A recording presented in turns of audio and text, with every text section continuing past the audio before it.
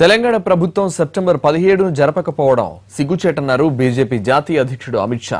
ఓవైసీ అంటే కేసీఆర్ భయపడుతున్నారని, బీజేపీ ఎవరికీ భయపడదన్నారు. వరంగల్ జిల్లా హన్మకొండలో జరిగిన తెలంగాణ విమోచన దినోత్సవ సభలో పాల్గొన్న అమిత్ షా టీఆర్ఎస్ సర్కార్పై నిప్పులు చెరిగారు. 2019లో అధికారం చేపట్టి విమోచన దినం అధికారికంగా నిర్వహిస్తామన్నారు. భారత్ మాతా కీ. अरे ऐसे नहीं भाई,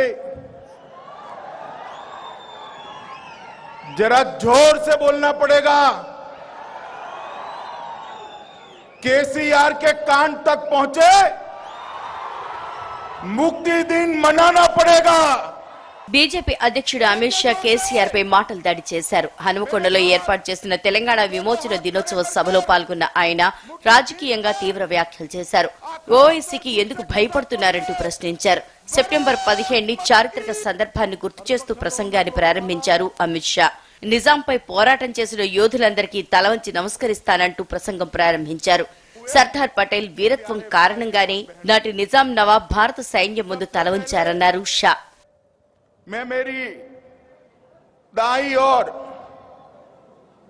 जो स्वतंत्र सेनानी बैठे हैं, जिन्होंने तेलंगाना की मुक्ति के लिए संघर्ष किया, अपनी जुआनी के अंदर इन निजाम के दांत खट्टे कर कर तेलंगाना के बाहर किया.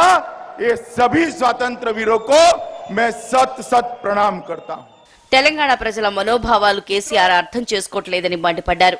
ఓవైసీ ముఖ్యమా, ప్రజలు ముఖ్యమో తేల్చుకోవాలని సూచించారు. 2019లో తెలంగాణ ప్రజలు గులాబీ పార్టీకి బుద్ధి చెప్తారంటూ ఆవేశంగా ప్రసంగించారు అమిత్ షా. కర్ణాటక, మహారాష్ట్ర విమోచన దినం పాటిస్తుంటే తెలంగాణలో మాత్రం అలాంటిదేవీ చేయటం లేదంటూ మండిపడ్డారు. महाराष्ट्र सरकार 17 सितंबर को मुक्ति दिन नाते मनाती है.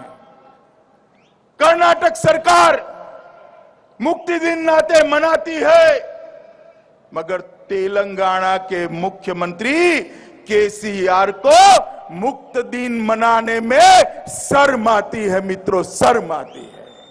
విమోచన దినంతో పాటు టీఆర్ఎస్ ఎన్నికల హామీలపై నిలదీశారు. పంట రుణాల మాఫీ ఏమైందని ప్రశ్నించారు. మోదీ ప్రభుత్వం తెలంగాణకు ఏ నిధులు కేటాయించింది, ఏ పనులకు అనుమతులు ఇచ్చింది అనేది అమిత్ షా వివరించారు. కేంద్రం ప్రవేశపెట్టిన పథకాలు రాష్ట్రాల్లో అమలు కాకుండా కేసీఆర్ అడ్డుకుంటున్నారంటూ వ్యాఖ్యానించారు.